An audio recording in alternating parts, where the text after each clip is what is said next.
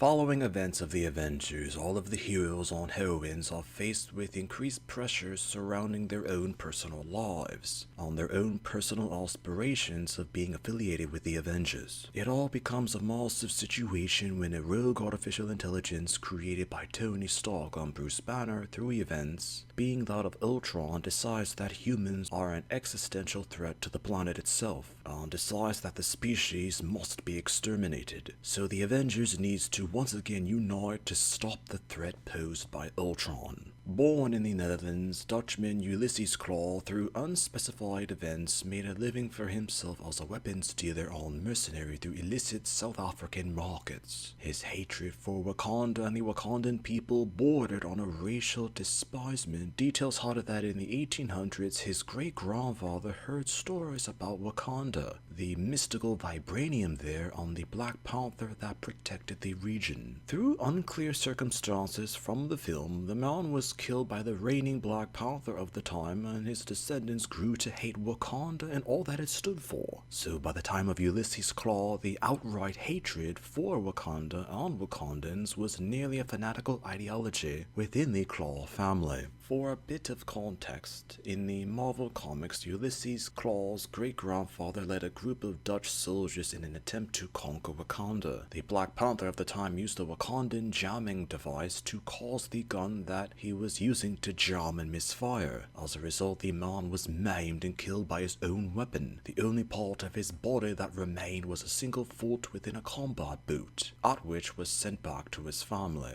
The anger and hatred for Wakanda became a source of shame for the family, and each successive generation sought to take revenge against Wakanda for what had occurred to their ancestor. Klaue was increasingly a threat to international peace, and he was later put into SHIELD databases, as nearly all of the crimes that Klaue was connected to were against African interests or Wakandan issues. From the events in Black Panther from 2018, Klaue used some of his contacts to broker a deal to obtain a small amount of vibranium. The plot was foiled and T'Chaka led a force to capture Klaue, as he was later branded with the Wakandan symbol for thief. Before T'Chaka was able to render a final judgment for Ulysses Klaue, he was able to escape and was later wanted by the Wakandan Empire, as he was targeted personally by T'Chaka but was never able to capture him once more. As per events with Age of Ultron, Ulysses Klaue dealt with Hydra and eventually Ultron. Dealings with Ultron had him to question Klaue's obsession with Wakanda, and naturally refusing to explain his hatred, Klaue rebuked Ultron and made references to Ultron being that of a creation of Tony Stark. Ultron was greatly offended by this, and later sliced off Klaue's left forearm in retaliation. Taken aback by this, he later fled. As per further events in Black Panther, Ulysses Klaue later returned with a sonic blaster attached within a prosthetic arm to replace the one severed by Ultron. Klaue later became a partner to Eric Killmonger, as the pair had an uneasy alliance. Klaue clearly treated him differently compared to other henchmen, and Killmonger confronted him about the potential racism as to being treated differently. Klaue dismissed the issues, but Killmonger knew that there was something there, but didn't necessarily mention the issue.